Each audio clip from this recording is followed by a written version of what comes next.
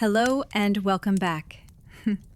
My name is Philly, and this is Bedtime Finance Stories. I love exploring history and the world of finance.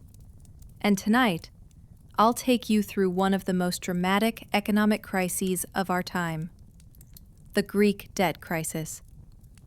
So get comfortable, close your eyes, and let me guide you through a story of money, politics, and the struggle of an entire nation. When Greece joined the Eurozone in 2001, it seemed like a new beginning. The euro promised stability, lower interest rates, and a stronger place in Europe. For Greece, a country with a history of financial instability, this was a chance to rebuild its image.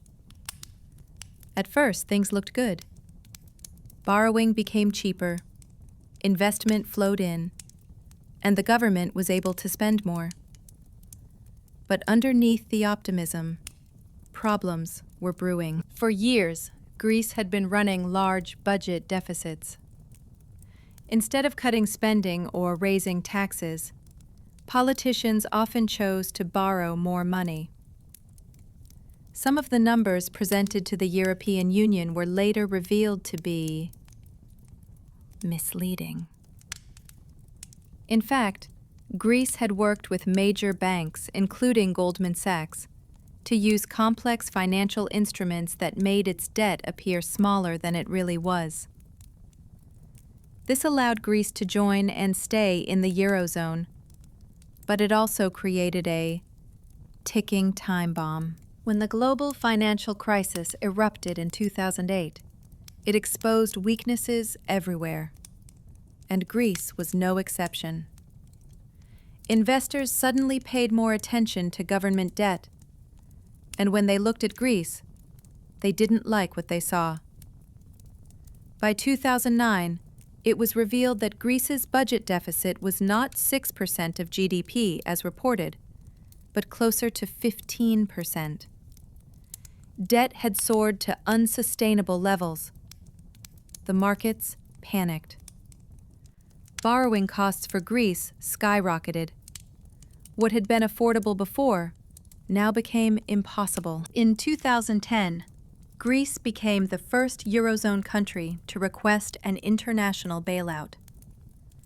The European Union, the European Central Bank, and the International Monetary Fund, together known as the Troika, stepped in. The deal was simple on paper.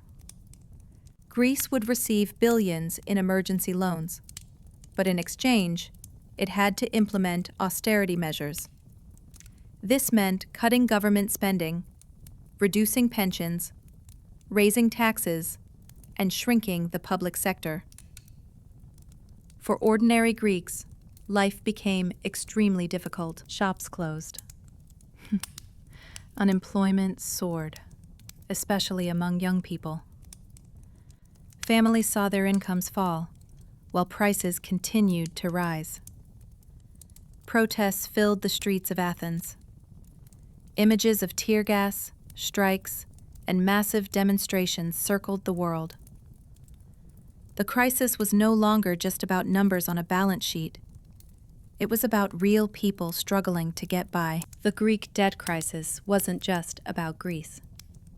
It created fears that other countries, like Portugal, Ireland, Spain, and even Italy, might also collapse under their debts.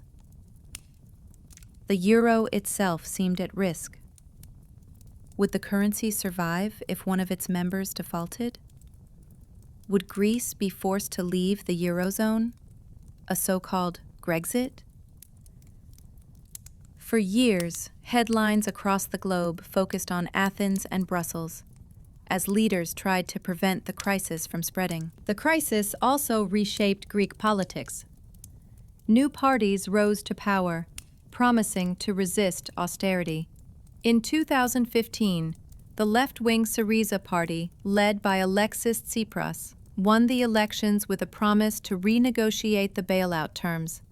There were tense negotiations, late-night meetings in Brussels, and moments when Greece seemed only hours away from leaving the euro. In the end, more bailouts were agreed upon, but with them came more austerity. Over the years, Greece received multiple bailout packages, totaling more than 260 billion euros, the largest rescue program in history. Slowly, the economy stabilized, but the price was enormous.